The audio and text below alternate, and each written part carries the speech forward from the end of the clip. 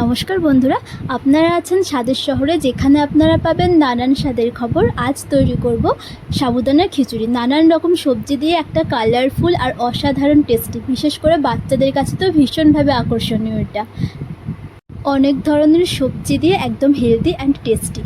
এখানে দেখুন আমি নিয়ে নিয়েছি গাজর, বিন, একটা টমেটো, একটা বিট আর কিছুটা পরিমাণ ধনেপাতা কুচি। আর এই মাঝখানে নিয়ে নিয়েছি আদা কুচি। বিটটা কোরানোর পর আদাটা কুড়িয়েছিলাম, সেই জন্য ওটা একটু লালচে হয়ে গেছে দেখতে। আর সাবু নিয়েছি 250 গ্রাম পরিমাণ। এর থেকে 1 মুঠ পরিমাণ সাবু আমি আলাদা করে নিয়ে এটাকে বিটের রসের মধ্যে ভিজিয়ে রাখবো, যাতে করে কিনা এটা লালচে দেখতে হয় একদম। আর বাকি সাবুটুকুকে আমি আলাদা করে ভিজিয়ে রাখবো।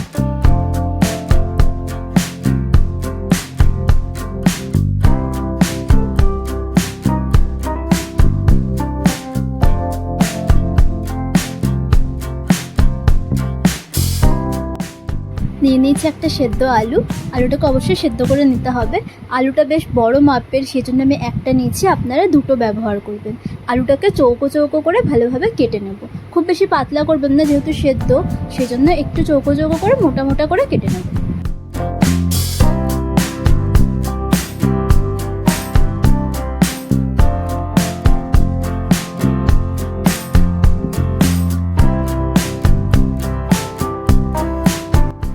সাবুটা এখানে ভিজে রেডি হয়ে গিয়েছে।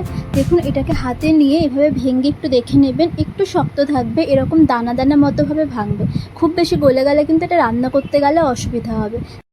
এই পর্যায়ে ভালোভাবে জলটা ঝরিয়ে নিতে হবে, যাতে সাবু এখানে আমি শুকনো হয়ে যায়। এর মধ্যে যেন যখন এটা রান্না হবে ফোনে কোনো জল না মোবাইলে, তো আমি খেয়াল করিনি, রান্নাটা করছিলাম তো ক্যামেরাটা বন্ধ, মানে মোবাইলটা বন্ধ হয়ে গিয়েছিল। কিছুই না, আমি সবজিগুলো অনেক ছোটো ছোটো করে কেটে নিয়েছি, আপনারাও তাই করবেন। সমস্ত সবজিগুলো দিয়ে আলু টমেটো সব দিয়ে ঢাকা দিয়ে এটাকে আমি 5 মিনিট কুক করে নিয়েছি। দেখুন 5 মিনিট পর সবজিটা নরম হয়ে গেছে। তেলও আমি খুব অল্প পরিমাণে ব্যবহার করেছি, আপনারা দেখে বুঝতে পারছেন। 1 চামচ ধনের গুঁড়ো আর খুব সামান্য পরিমাণ লঙ্কার গুঁড়ো দিয়ে এটাকে আরও 5 মিনিট কুক করে নেব। লঙ্কার গুঁড়োটা চাইলে আপনারা স্কিপ করতে পারেন, কোনো সমস্যা নেই। ও হ্যাঁ, কুড়িয়ে রাখা আদাটাও এর সঙ্গে একই সাথে দিয়ে দিয়েছিলাম সবজির সাথে। মশলা দেওয়ার পর সবজিগুলো 5 মিনিট ভালোভাবে কষানোর পর ভিজিয়ে রাখা সাবুটা আমি এর মধ্যে দিয়ে দিয়েছি। সাবুটা দিয়ে এটাকে ততক্ষণ রান্না করব যতক্ষণ না সাবুগুলো ট্রান্সপারেন্ট হয়ে যাচ্ছে। সাবুটা পুরো সাদা থাকে, তো এটা রান্না হয়ে গেলে যখন পুরোপুরি কুক হয়ে যাবে দেখবেন সাবুটা ট্রান্সপারেন্ট হয়ে যাবে। এখানে দেখুন হালকা হালকা হতে শুরুও হয়েছে।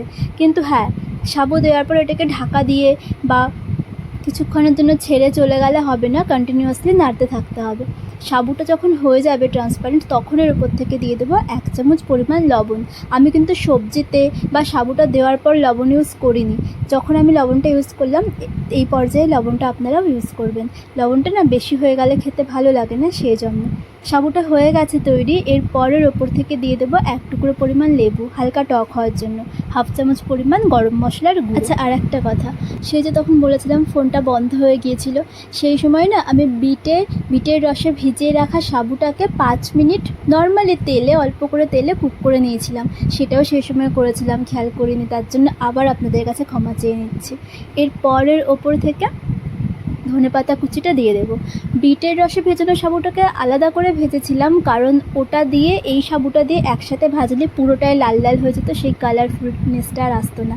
আর দেখুন আমি 1 মুঠো পরিমাণ বাদামও ভেজে নিয়েছিলাম তখন। তো এই লাল সাবুটা আর বাদাম ভাজাটা এখন তো এটার মধ্যে মিশিয়ে নিলেই তৈরি হয়ে যাবে।